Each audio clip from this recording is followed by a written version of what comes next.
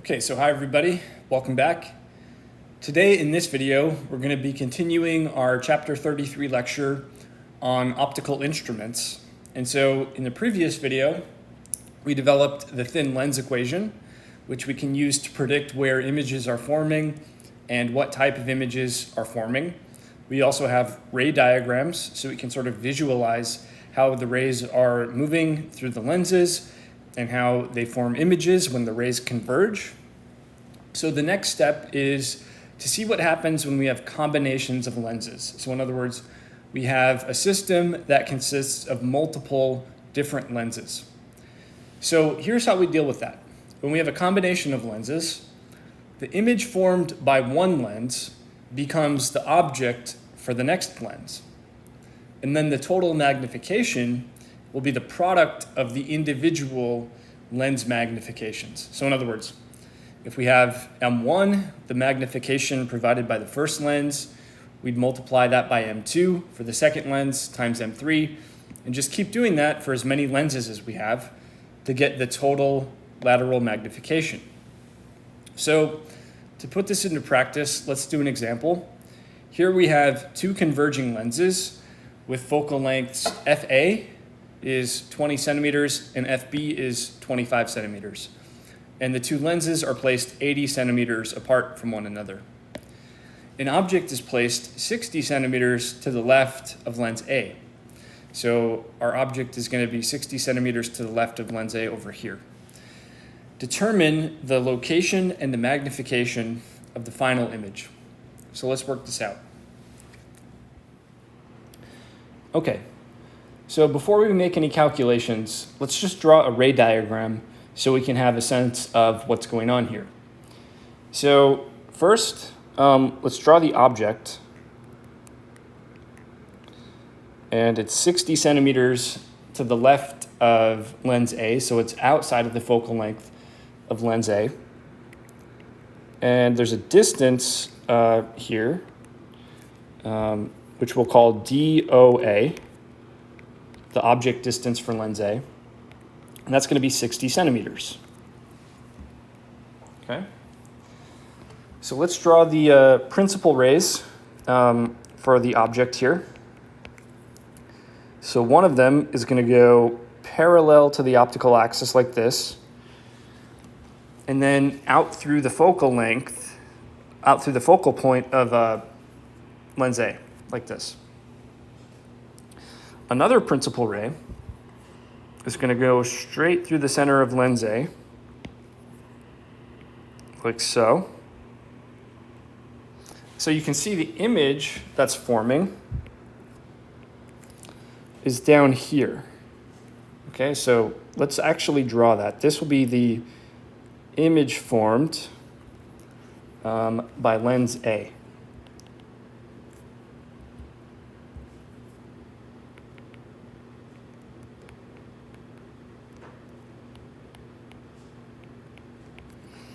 Okay, so it's a real image and it's inverted. Okay, so now, since we have a multiple lens system, this is going to become the object for lens B. Okay, so the image formed by lens A is going to become the object for lens B. So let's indicate a few distances here before we do that. So this would be DIA, the image distance for lens A. But then this distance between that image and lens B would be the object distance for lens B, because again, this is our new object. So I can draw some principal rays from this second arrow that I drew, the one that's facing upside down, going into lens B. So we have a principal ray going parallel to the optical axis, and then going out through the focal point of lens B like this. And then I could draw another one of those principal rays just going straight through the center of lens B like this. So this is where the final image will be forming. So now we're upright again. And this is the final image formed by lens B. Now this distance between lens B and that final image is going to be DIB. Okay, so that's roughly speaking what's going on.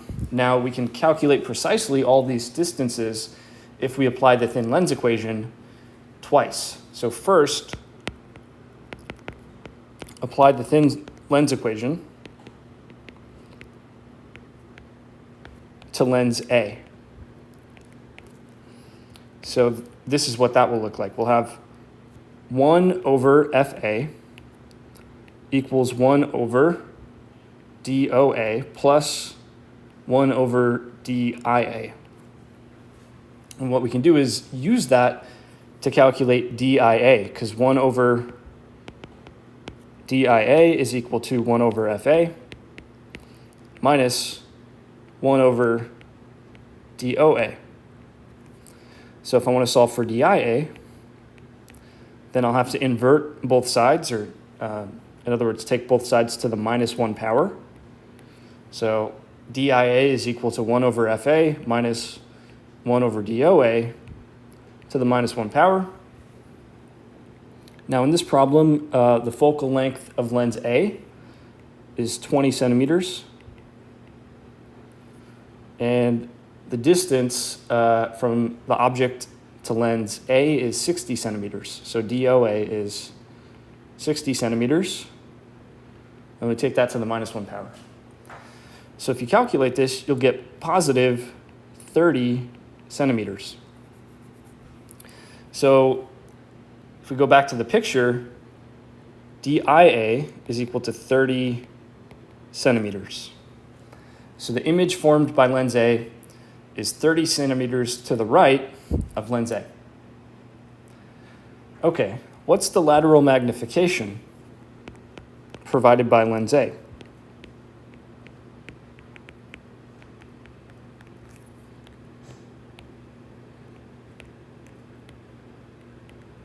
Well, lateral magnification generally is given by minus DI over DO, but specifically for lens A, this is going to be minus DIA over DOA. So we have minus 30 centimeters over 60 centimeters, which is, well, minus 0.5.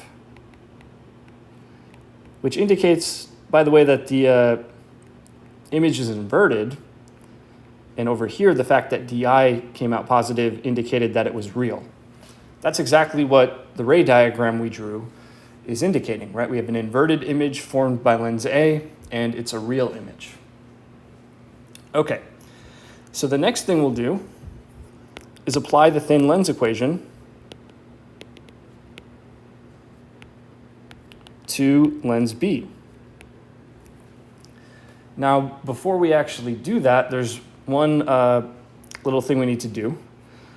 See this 80 centimeter distance between the two lenses, let's call that L, okay?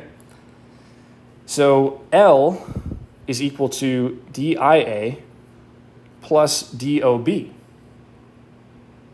okay? Just from the diagram, we can see that L is equal to DIA plus DOB. So we want to know DOB. We want to know the object distance for lens B. That would be L minus DIA, or 80 centimeters minus 30 centimeters, which would give us 50 centimeters. Okay, so going back to the diagram, the distance between the object and lens B is 50 centimeters. Okay, so for lens B, we have 1 over FB equals 1 over DOB plus 1 over DIB, which, if we solve for the image distance, DIB, is 1 over FB minus 1 over DOB to the minus 1 power. So let's compute that. DIB is 1 over FB the focal length for lens B was 25 centimeters. And then we're subtracting 1 over 50 centimeters. It's the object distance for this lens. And if you work this out, it becomes positive 50 centimeters, which indicates that final image is real. So what's the magnification provided by lens B? It's minus DIB over DOB, just minus image distance over object distance, which in this case is minus 50 over, 50. So minus 1. So this is saying that the image gets inverted again.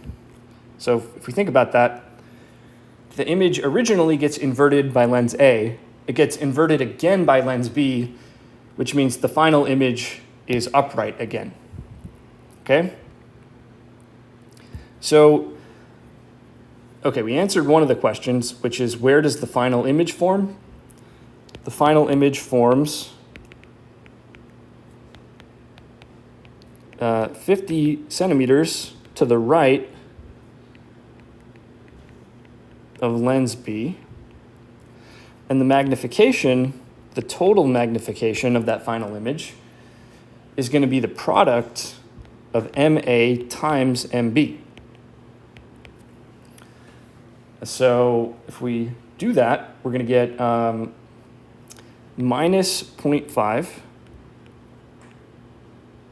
times minus 1, which is plus 0.5. Okay, so the final image is actually upright and half the size of the object. That's what that's telling us. And again, that's pretty much what our diagram is showing. Upright final image, about half the size of the object. So that's how you do this. This is how you deal with a multiple lens system. All right, so that's everything I wanted to say about lenses for now. So let's move on to mirrors. This is another type of optical instrument that we're going to need to know about. And specifically, let's talk about spherical mirrors. What I mean by this is the surface of the mirror is a section of the sphere. And you may have seen these before. For example, if you're driving on a windy road, you'll sometimes see this type of mirror to help you see around a turn that you're about to take, so you can see what's behind the turn you're about to take. Also, you sometimes will see these in stores so that you get a wider field of view of what's going on in the store, kind of prevents people from stealing, things like that. So this is what we're talking about. So if this is the section of the sphere we're talking about, the radius of that sphere is r. So again, it's not the full sphere, but just some small portion of it, where the overall radius of curvature is r. On the other hand, the diameter of the surface, just how big is the mirror in diameter, that will be d. So what we're going to assume is that d is much, much less than r. In other words, the size of the mirror itself, the diameter, is much, much less than the radius of curvature of the mirror. That's the assumption we're going to make. And if we make that assumption, then the mirror will be able to focus light to a point, just like a lens does. Just like a lens can take incoming rays and focus them to a point, so can a spherical mirror, at least if we assume that d is much, much less than r. So what's the operating physical principle behind a mirror? Well, it's just the law of reflection. At every single point on this spherical mirror, the angle of incidence of the light ray that's coming in is equal to the angle of reflection that gets sent out after bouncing off the mirror. Okay, so at every single point, the angle of incidence equals the angle of reflection. All right, so generally speaking, there are two types of spherical mirrors. We have converging and diverging mirrors. So a converging mirror has a concave surface like this. And so if we imagine a bunch of rays of light that are coming in towards the mirror that are all parallel to one another, well, after they bounce off of the mirror, they'll converge. So if we take a look at this ray, angle of incidence equals angle of reflection, so it bounces off this way. This ray, again, obeys the law of reflection, so it bounces off going this way. And the same for these two rays. So notice how all of those reflected rays converge at a point, which is what we call the focal point of the mirror. So a mirror has a focal point just like a lens does, because all of these outgoing rays are converging or focusing at that point. Now, on the other hand, for a diverging mirror, this has a convex surface, so it bulges outwards like this. And if we take a look at incoming rays, again, that are all parallel to one another, and we track what happens to them after they reflect off the mirror, well, of course, they diverge. They're not going to come together after reflecting off the mirror. This one is going to reflect off the mirror going this way. This one is going to reflect off the mirror going this way, and so on. Each one of them obeys the law of reflection. But if we trace those reflected rays back behind the mirror, so now these are virtual rays shown with the dashed line, well, those actually do appear to converge if we follow them back behind the mirror. So again, there's no actual rays converging here. It's just what you get when you follow the reflected rays back behind the mirror. But that's what we call the focal point of the diverging mirror. So again, an assumption that we're always going to be making for spherical mirrors is that the size of the mirror surface is much smaller than its radius of curvature. So d, representing the size or the diameter of that mirror surface, is much, much less than r, the radius of curvature. As long as that's true, the focal length of the mirror is going to be given by this formula. F is equal to r over 2. The focal length is just the radius of curvature divided by 2. So let's see how that result is derived. Okay, so we'll start by drawing a spherical mirror like this. And let's indicate the optical axis. So this is a line that goes through the center of the mirror like so. And remember, this is a section of a sphere. So there's a center to that sphere. Let's call the center of the sphere C right here. And then there's a focal point somewhere. Let's call that F. Okay, so we have C, which is the center of the sphere, and then F, which is the focal point. Okay, so now let's consider a ray coming in parallel to the optical axis.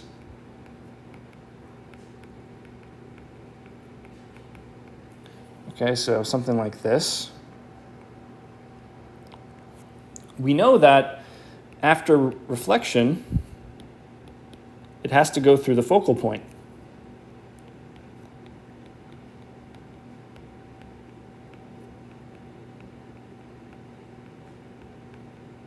Okay, so remember, any ray coming in parallel like this goes through the focal point by definition.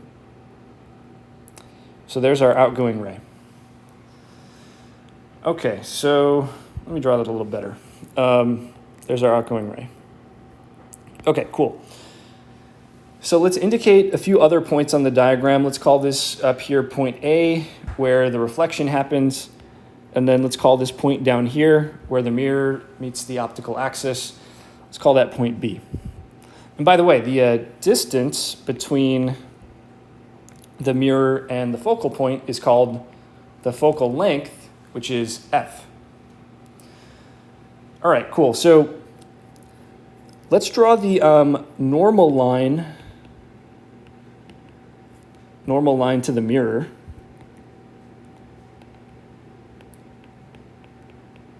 And let's realize that the normal line to the mirror surface goes through the center of curvature. Okay, so in other words, if we want to draw a normal line to the surface of the mirror at point A, this will end up going through the center of curvature, and this will end up being the radius of curvature of the mirror. And since the angle of incidence equals the angle of reflection, the two angles relative to that normal line of the incoming ray and the reflected ray will be the same. So let's just call it theta. It's the same theta here as we have here. All right. Also, theta appears one more time in the diagram down here because we have alternate interior angles. All right. And also, the angles are small. Okay, so theta is the angle in question. That's going to be a small angle because the size of the mirror surface is a lot less than, much less than, the radius of curvature. So in other words, we're barely seeing any curvature when we look at this mirror surface. D is much, much less than R. Okay, cool. So that tells us a few things. If the angles are small, okay, then the distance AF between points A and F on the diagram is going to be pretty close to the distance BF, which, by the way, is the focal length. Okay?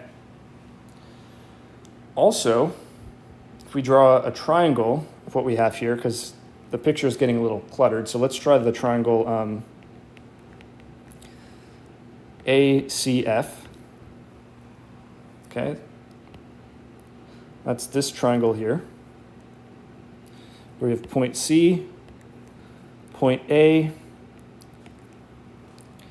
and point F down here, okay? So these two angles, as we said earlier, are both theta, but again, theta is very small.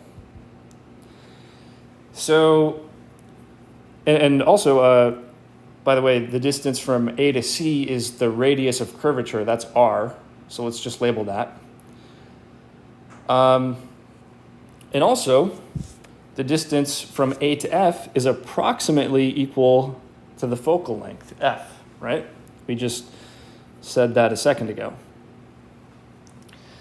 But also, since this is an isosceles triangle, these two side lengths, AF and CF, must be the same. So CF is also equal to the focal length. And if angles are small, very small, then we can say that the distance AC, the long side, is approximately equal just to the sum of the two short sides. So it's approximately equal to just CF plus AF, because those two angles in the triangle theta are tiny. So R is approximately equal to, because that's, again, distance AC is just R. The other two distances are F, so F plus F. In other words, R is approximately equal to 2F. So the focal length of our mirror is approximately equal to the radius of curvature over 2. And again, as long as we make the appropriate approximations, this is going to hold true. So just like with lenses, when we have a mirror, we can draw a ray diagram to help us visualize how that mirror is forming an image and where that image is located and what are the properties of that image. In other words, is it upright, inverted? Is it real? Is it virtual? That sort of thing. So here's how it works when we have a spherical mirror. We have the mirror surface shown here. Again, it's a small section of a much larger sphere. And here we have an object, which we typically show as an arrow pointing up. So what we do is we draw 3 principal rays, and the first principal ray looks like this. the incoming ray is going to be parallel to the optical axis, and then it's going to go out through the focal point. Remember, any ray going parallel to the optical axis after reflection is going to have to go out through the focal point by definition. Okay? Then the second ray is going to go first out through the focal point, and then after bouncing off the mirror, it's going to go parallel to the optical axis like this. So it's kind of the same idea as ray number one. If we're going parallel to the optical axis here, before that we had to go out through the focal point. Now the last one, ray number three, just reflects at this point here, at the very center of the mirror, where the optical axis serves as our normal line. So we follow from the tip of the arrow to this point right here, and the angle of incidence equals the angle of reflection, so we should bounce back at the same angle relative to the optical axis and go out this way. So you can see that all of these outgoing rays are converging at a single point, and that's where the image is forming, specifically because we followed from the tip of the arrow where these rays are going. This is where the image of the tip of the arrow is. So in this case, we have an inverted image. Okay? And that's how you generally draw the ray diagram when we have a spherical mirror. Okay, so the next thing we're going to do is derive something called the mirror equation, which you can use to calculate where the image is forming. So here's what we have. We have an object, and its height is HO. Its distance from the mirror is DO. And we'll show two of the principal rays. So again, one of them goes through the focus, bounces off the mirror, and then out parallel to the optical axis. Another one of them goes to the center of the mirror and bounces off like this, where the angle of incidence equals the angle of reflection.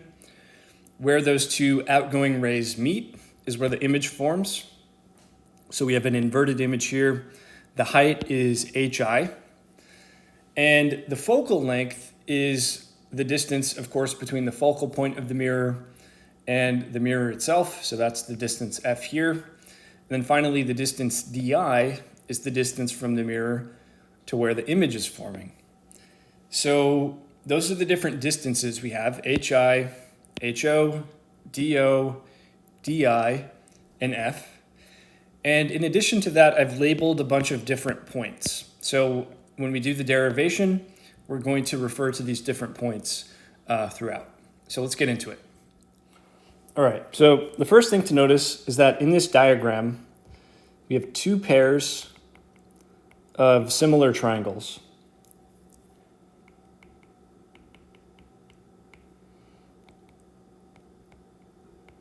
And the first one to notice is O prime A and I prime A. So in other words, O prime A is this triangle right here. I prime A is this triangle right here. And they're similar in the sense that they share the same proportions. So let's draw the two triangles out. We have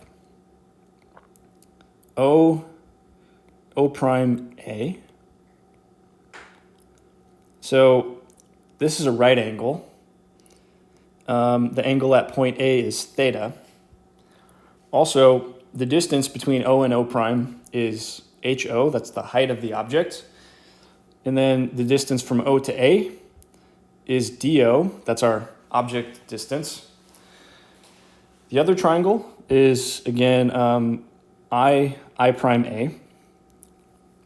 So here's point I prime, and here's point A. Same angle theta at point A because of the law of reflection. And HI is the distance between the points I and I prime in the diagram. The distance between point I and point A is DI. And then again, we have a right triangle here. So what we can do is compare the two triangles using the tangent function. So tangent of theta, which is opposite over adjacent. So in the first triangle, the opposite side is HO, and the adjacent side is DO. In the second triangle, the opposite side is HI, and the adjacent side is DI, and we're talking about the same angle theta, so these ratios should be the same. We can write this in a slightly different way. DI over DO is equal to HI over HO. And remember, the ratio of the image height to the object height is what we call the lateral magnification. So that's what this is telling us. The lateral magnification is given by DI over DO. Okay? So the next pair of right triangles we can take a look at is O prime F and ABF. These are also similar triangles. Okay, so let's take a look. We have O prime F, this guy right here. And then we have A, B, F, this guy right here. So I'm kind of cheating a little bit because AB is not even a straight line, it's an arc. But again, if the radius of curvature is really, really big, then we can approximate AB as if it's just a straight line. And that's what we'll do. So, okay, let's draw the first one. O prime F. We have O prime, and F. Oof. Right? So the distance from O to O prime is HO. The distance between O and F is, well, it would be DO. So this is the distance we're talking about. That would be DO minus F. So that would be this side of the triangle. There's a right angle here. And this angle, I don't know, why don't we call it like alpha? How about? Okay, so let me show you where the angle alpha is in our picture, right here. Also, alpha appears right there. So those two angles are the same. So in the second triangle, which is ABF, so we have point A, point B, and point F like this, and the same angle alpha right here, a right angle right here. And just to be clear, we are approximating AB to be a straight line.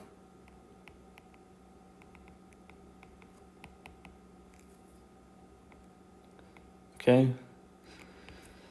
And again, that's going to be valid as long as the radius of curvature is really big.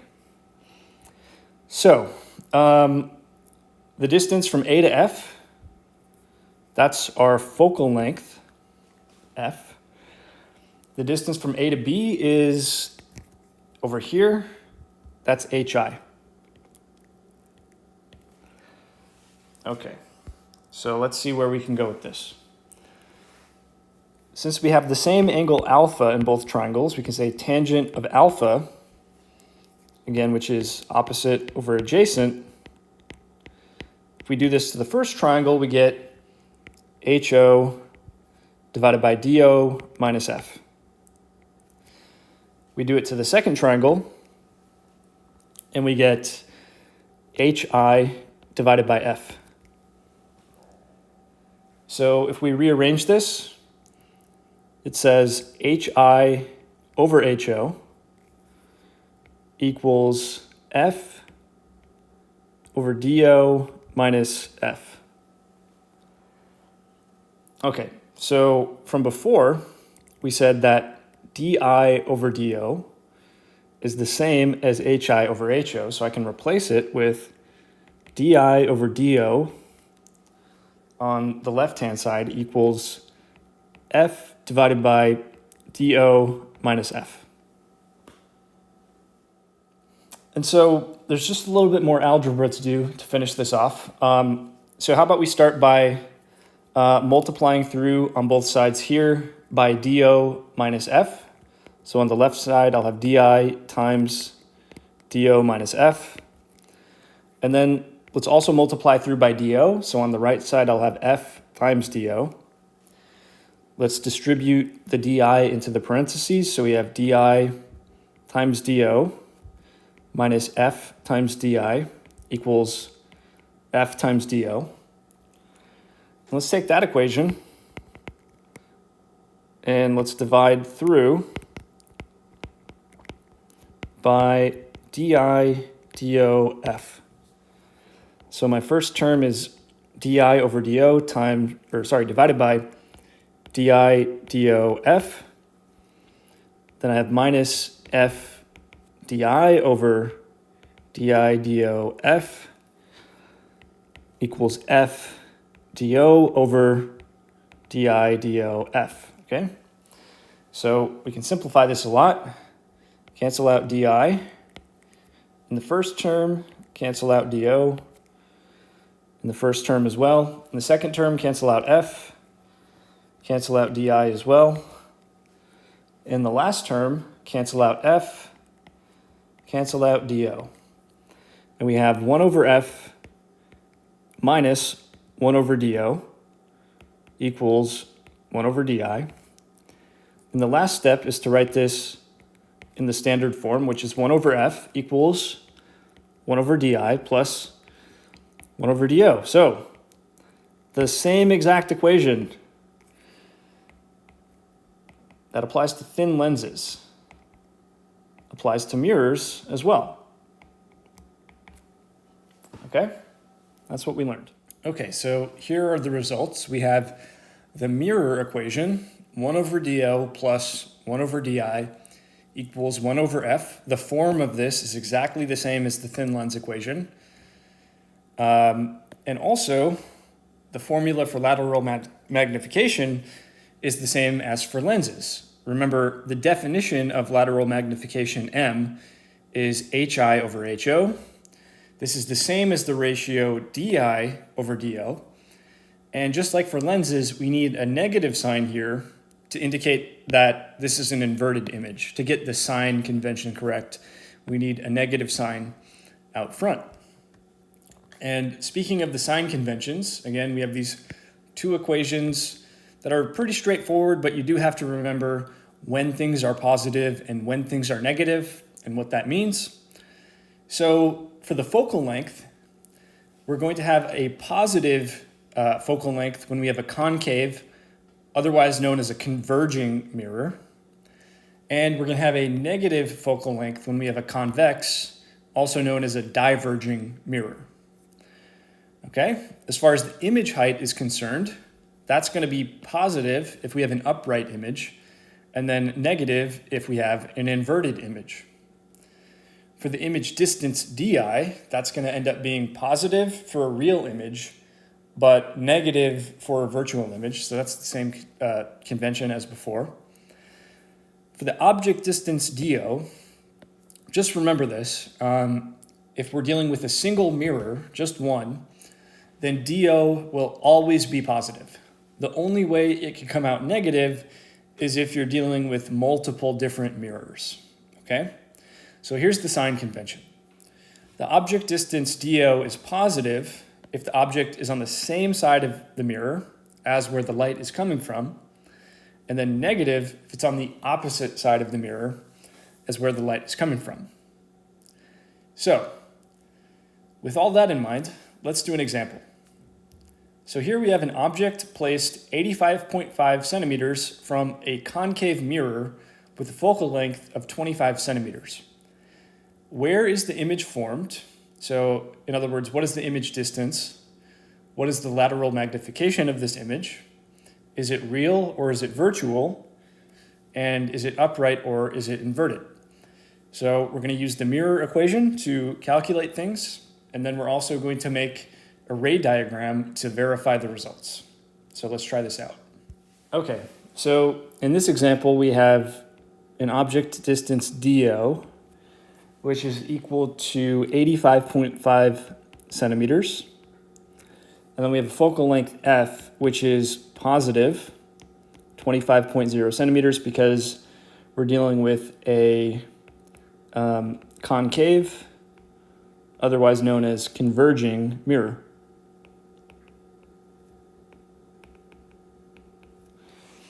Okay, so let's start with the calculations. We have the mirror equation, 1 over F is equal to 1 over DO plus 1 over DI. So 1 over DI equals 1 over F minus 1 over DO. And then DI would be the inverse of that. So 1 over F minus 1 over DO to the minus 1 power. And here's what we get. 1 over 25 centimeters minus 1 over 85.5 centimeters to the minus 1 power. And this gives us 35.33 centimeters. Comes out positive, by the way. And if we round it to 3 sig figs, 35.3 centimeters. So the first thing to notice is that DI came out positive, which indicates this is a real image. And if we take a look at the magnification given by minus DI over DO, well, this is going to be minus 35.33 centimeters for DI over 85.5 centimeters for DO, which works out to minus 0.4132 or minus 0.413 to 3 sig figs. Okay, so the magnification came out negative. That indicates that we're dealing with an inverted image. And just to expand on that a little bit, remember, magnification is HI over HO, right? And HI, therefore, is the magnification times HO. If the magnification comes out negative, we're saying the image distance is negative, which is what it means to have an inverted image, okay? That's the idea behind this. Okay, so we'll go to the diagram now and draw the principal rays so we can sort of visualize how the image is formed. So remember, the first principal ray goes from your object parallel to the optical axis, and then after reflecting, it goes out through the focal point. Okay, the next principal ray, so here, let's label this one as number 1. The next one is going to be out through the focus, so from the object through the focal point, and then after reflecting off the mirror, going parallel to the optical axis. So this will be ray number 2. Then finally, for ray number 3, this one is going to go from the object, hit the center of the mirror right here, where the optical axis meets the mirror, and then bounce off this way so that this angle is the same as this angle. Angle of incidence equals angle of reflection, and the optical axis is serving as our normal line right now. So that's ray number 3. And then if we see the point where all these rays converge, that's our image. Okay, so here's our image. So what are some features of the image? Well, it's definitely a real image. We see the rays actually converged at some point. it is inverted, and it looks a little bit smaller than the object, not as much as it should be according to our calculation, but honestly that's because my drawing was kind of bad. But the basic features are there. A real inverted image is what we see on the diagram. All right, let's do another one of these. So here we have an object placed 12.5 centimeters from a concave mirror, which has a focal length of 25 centimeters. Where is the image formed, i.e., what is the image distance? What is the lateral magnification of the image? Is the image real or virtual? Is the image upright or inverted? So as before, you're going to use the thin lens equation to calculate things, and then we'll draw a ray diagram to verify what we calculated. So for this one, pause the video, try to work it out on your own, and see what you come up with. Then come back to the video when you think you have it. Okay, so now we have DO equals 12.5 centimeters, and F is equal to 25 centimeters as before. So same mirror as before.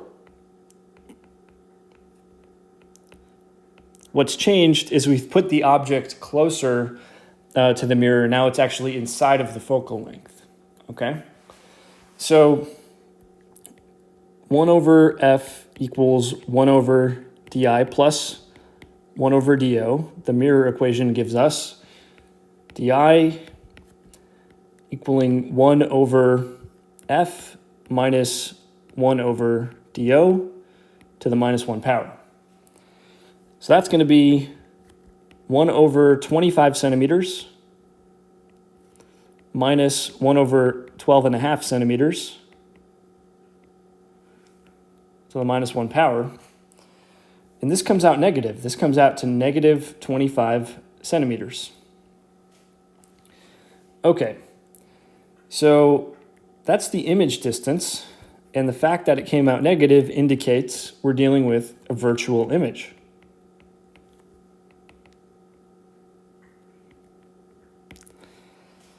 So if we calculate the lateral magnification next, minus DI over DO, this is going to be minus negative 25 centimeters over DO, which is 12.5 centimeters. This comes out positive 2.00. That's the magnification. Now, because this came out positive, this indicates that we have an upright image. So that's everything we can get just by calculation. Next, let's do the ray diagram. Okay, so for this ray diagram, we have to remember that now DO is less than F, so we're inside the focal length of the mirror. Or the object is inside the focal length of the mirror. So let's draw the object right here. Okay, that's the object. And next, let's draw the three principal rays coming off the tip of the arrow. So the first one goes parallel to the optical axis like this. Then it reflects off the mirror, and after reflecting off the mirror, it goes through the focal point like this. Okay, so that's our first principal ray. The next one, it goes along a line like this that would go through the focal point. And then after that, bounces off the mirror, and then goes out parallel to the optical axis like this. So here, this is ray number 2. This one over here is ray number 1.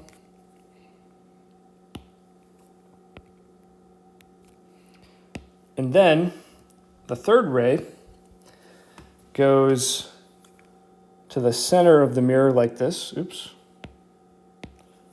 Yeah, so it goes to the center of the mirror, and then it bounces off such that the angle of incidence equals the angle of reflection. So that's ray number 3. So if you take a look at these outgoing rays, they're not actually converging, they're diverging. So that tells us that we're not dealing with a real image.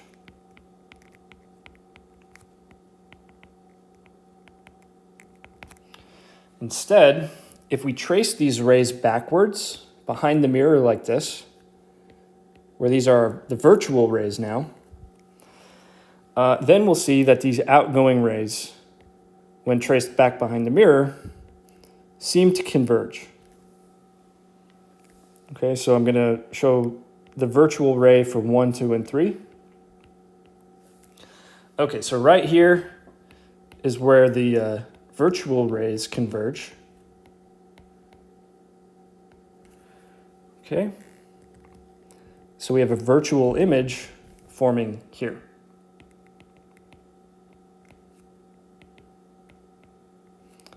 So there's the image. It's virtual. It's upright, just like we said. And yeah, it's about twice as big as the object. Okay? So again, even though there aren't actually rays converging here, if you're looking into the mirror, it will appear as if there are rays converging there. So you'll see that virtual image. Okay, so that takes us to plane mirrors. Now, a plane mirror is exactly what it sounds like. It's a flat plane of some kind of reflective material. And this is the type of mirror that you would typically see in a bathroom, for instance. Now, we can think of a plane mirror as a spherical mirror that has an infinite radius of curvature. So the thinking behind this is a spherical mirror is just some section of a sphere. And if we take a section of a sphere but increase the radius, make it bigger and bigger, that section of the sphere will flatten out. It will look less curved as the radius gets bigger. And the limit where the radius becomes infinite, then that section of the sphere you took is going to become perfectly flat. So that's the idea behind a plane mirror. We can use all of the same equations that we had for spherical mirrors, just take the radius of curvature to infinity. So as we're going to see, the image that's produced by a plane mirror is going to be upright, it's going to be virtual, and it's also going to be unmagnified. So that means m is exactly equal to 1, meaning the size of your object and the size of your image are exactly the same. Also, the object and the image are the same distance away from the mirror. So that means di is negative because it's virtual, but it's negative do, so the same distance away from the mirror. So here's what it looks like. We have an object.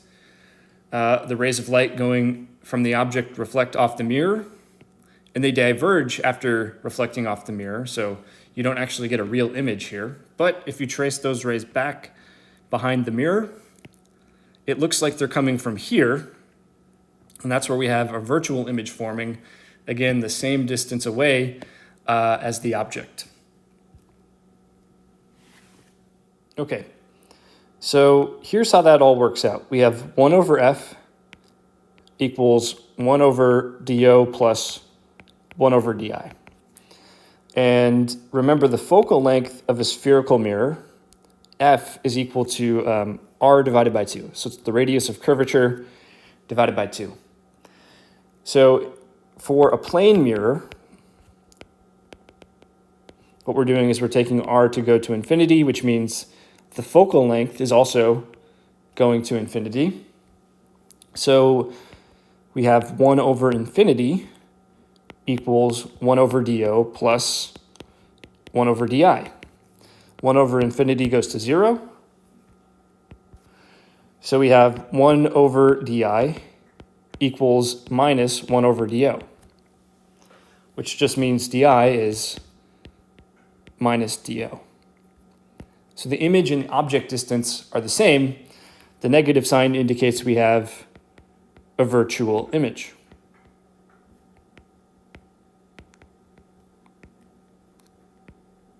Okay, as for the magnification, this is given by minus di over do. And in this case, well, di is just minus do. So those two negative signs cancel. Do cancels with do. We just get 1. So the magnification coming out positive tells us that we have an upright image.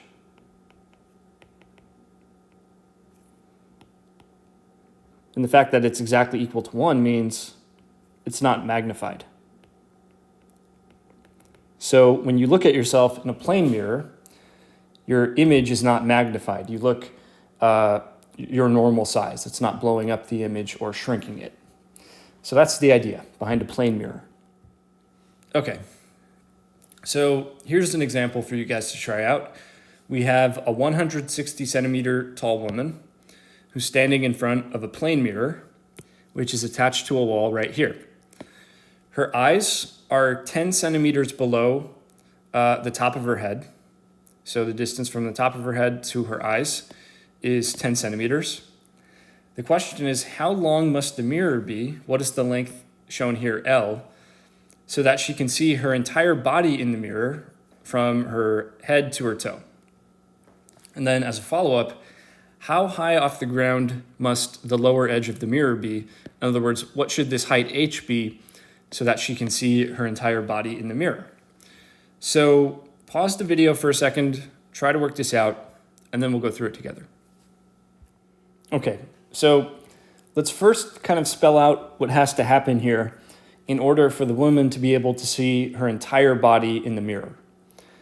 So a ray that goes from the top of her head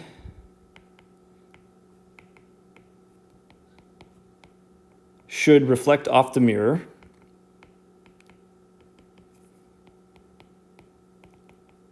and then go into her eye.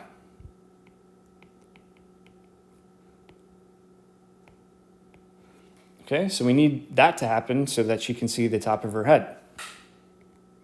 For her to see her feet, a ray going from her feet should reflect off the mirror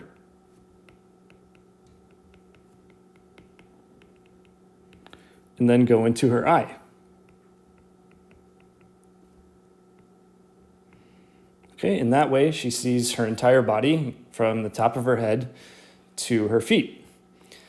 So we don't need any more mirror than that. So let's cut the mirror off right here, where the ray coming from the top of her head reflects. And then let's cut it off down here, where the ray coming from her feet reflects. That's going to be the idea. Okay, so let's first note that the distance between the top of her head and her eye is 10 centimeters.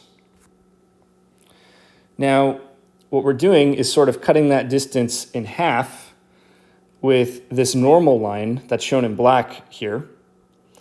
And there's an angle that the incident ray makes with respect to that normal line. Let's call it, I don't know, alpha. And an angle that reflected ray makes with the normal line.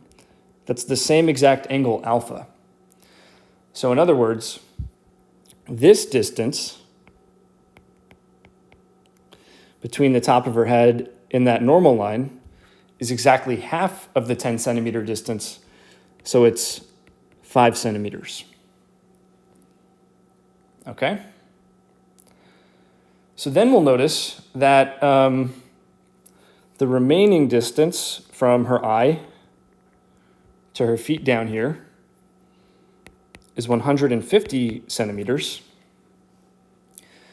And we'll notice that the ray coming from her feet that reflects off the mirror here and then goes into her eye has a normal line, which is shown in the diagram. And again, the incident ray comes in at an angle, let's say beta. The reflected ray comes out of the mirror at that same angle, beta. So again, this is just the law of reflection. The angle of incidence is the same as the angle of reflection. So half of this 150 centimeter distance here is h. okay? In other words, this normal line cuts this 150 centimeter distance in half, and that's the distance shown here, which is h. So h is equal to 75 centimeters. And now we can figure out what L is, because if we take all the distances I indicated over here on this side, what do we have? We have 5 centimeters plus L plus 75 centimeters. If we add all of those distances together, we should get the total height of the woman, which is 160 centimeters. So on the left side, we have 75 plus 5, which is 80 centimeters, plus L equals 160. So L is 160 centimeters minus 80, or 80 centimeters. So the answers are, the size of the mirror has to be 80 centimeters for her to be able to see her entire body. And then the height off the ground where we want to place the mirror should be 75 centimeters, okay? So that's how we do this. And that's going to be it for this video. So in the next one, we'll finish up chapter 33, and I'll see you in that next video. Until then, take care, be safe out there, see you later.